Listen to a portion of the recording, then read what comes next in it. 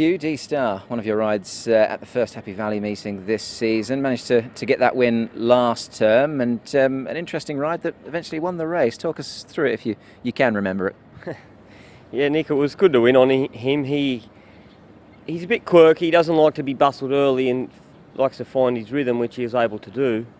But then it was quite a fast early pace, and he backed it off down the back, and I actually pulled out to take off, and he didn't want to go, so I waited a bit longer, and then they slowed up again, and I didn't really take off. I just came out and didn't take his momentum from him when the rest of the field was stacking up in front of him, and he made a pretty sustained run, and I felt he was really on empty from the 200 metre mark and still was able to sustain a pace to the line. So it was a courageous win, and first up this time I'd like to think he might be a little bit fresher, a bit more enthusiastic for the first part of the race, and if we can get that right, he should be there at the second half.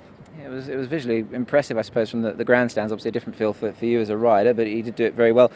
He's had a trial. I personally thought the trial looked solid. The trial was good, and like I spoke about enthusiasm, he felt to me like he had that little bit of enthusiasm. So with the summer break not doing much, he might just bounce and put himself a bit closer in the run, which would be an advantage. And look, he's a consistent horse, but he just needs things to go his way. Same draw as when he last won as well, so obviously we don't know how the race will play out, but I guess that doesn't overly complicate things given that he has 1 from 5. No, that's right. I mean, it's a standard draw. It's good. It's not a huge advantage. It's no disadvantage. So it'll just be more dependent on his manners, how he jumps and gets into the race, and see what the others do. Opening day double for you, Hughie, as well. So the season only one meeting in has got off to a good start this season for you. Yes, my first 2 rides were winners, so I couldn't have started any better. And yeah, look, we've come into the new season fit and healthy. Still got a couple of pounds to lose to find my minimum weight, but I'll do that soon enough. And yeah, looking forward to what lies ahead. Jamie, PACHISI, one of your runners coming up at Happy Valley. Lightly raced horse, but I guess to some degree a little bit frustrating so far. Yeah, for sure.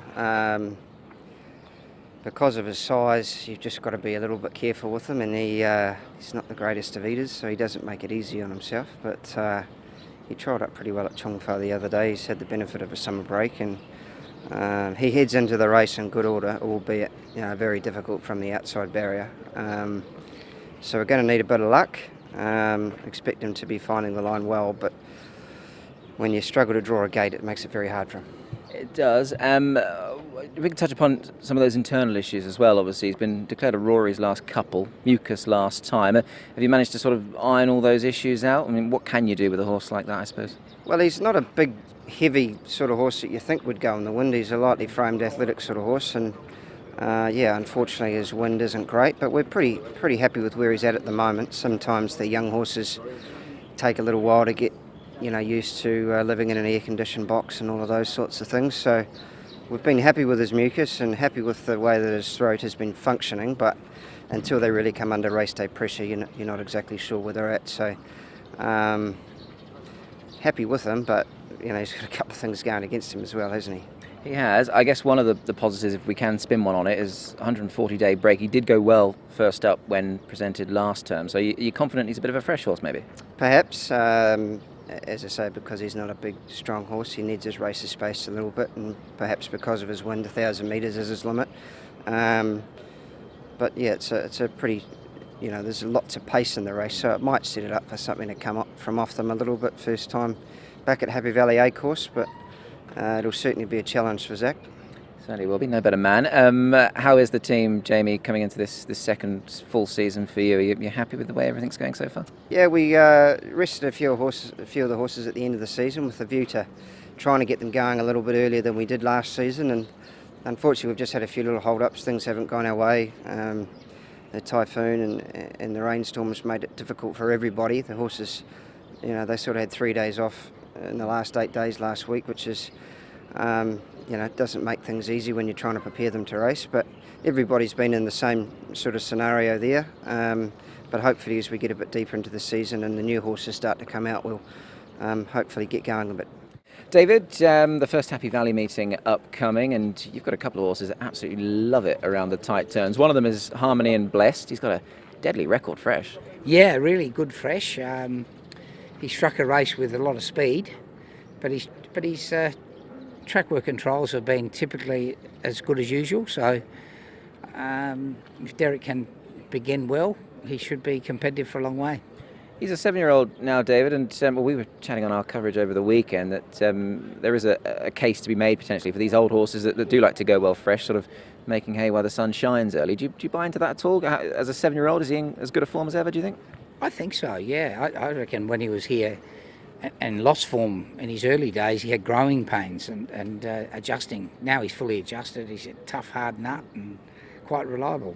I mean, like you say, given that form last back end, I mean, he rarely ran a bad race for you all last season, to be fair. No, he didn't. He ran a lot of placings. He earned money for his owners most the whole season, and he has been a bleeder and he's had a joint operation, so he's done a marvellous job. Good to have Derek on, of course. He knows the horse very well. Seems to ride him accordingly, doesn't he? Yeah, he does, and Super Axiom is a very fast horse in the race. He'll probably slide across and follow him. I guess you and the horse will just be pleased to not be seeing the back end of season's wit. They had a right old stoush, didn't they, when we last saw them? If you look at his form, he ran just beaten by him every time.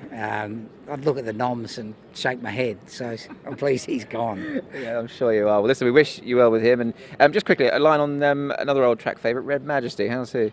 I think he'll run better than his odds suggest. His trial was good. This bit of rain about only helps him. And he's got a pretty good Valley Mile record, so he's had a couple of trials and he's quite fit. Could be a night for the old boys. It'll be good, let's hope so. Lyle Hewitson, whenever somebody new arrives, it's always quite interesting and quite exciting. Not so much yourself, you're well embedded here in Hong Kong now, but you're riding Mark Noonan's first runner coming up on Wednesday night. That must be a little bit exciting for you. Yeah, hopefully we can get a bit of the beginner's luck and get Mark off to a great start. He's obviously a lovely horse and he has stepped up in grade now, but with the weight relief that should be in his favour. You know the horse quite well, of course, one for all the galloper in question. He's an interesting horse, the fact that he seems to do most of his racing from the front. On paper, they're going to go pretty quick in this one. Yeah, that's the unfortunate thing. To start up in this sort of field makes it a bit more difficult. He's a horse that's shown good gate speed and a lot of speed. So, look, plan A is still going to be to pop out and press on for the first half a furlong. But I think we're going to have to be wise about the situation. There's 3 or 4 other noted front runners. So, yeah, it does make it a bit more difficult. But he is a horse that's doing well. You've done a lot of work with the horse. You've been working closely with Mark as well. Give us a little bit of an insight into the sort of man that Mark is. What's he like to deal with? And I guess given his record in Australia, there'd be a lot of hope that he will succeed here, which I'm sure he might well do. Yes, I'm sure he will. His CV obviously speaks for itself, so do not need to harp on about that. But I've found that he's a thorough gentleman, easy to approach, and he's been a big help, with getting to ask for horses and discuss tactics and whatnot. So I believe that he'll have a successful career here, of course. And for the rest of the evening, Lyle, you've got a nice enough book of rides. You encompassed victories over all distances last season with 22 wins at Happy Valley. Outside of him, what might be the pick of the rest of your ride? You've got 18 Palms and G1 Excellent, etc. Yeah, 18 Palms obviously also in good form and will have come on with the season under his belt. That actually also looks like a fairly competitive race with 3 or 4 others that in good form at the moment. But he would be a live wire. I think that Snow Lot just continues a good vein of form and has the horse of Danny Shum's speed. But barring that, I think we'll be in with a good shot. And high percentage showed at Happy Valley last season too. That run over 1200 was very impressive. So bouncing back to that sort of form, we'll have a chance.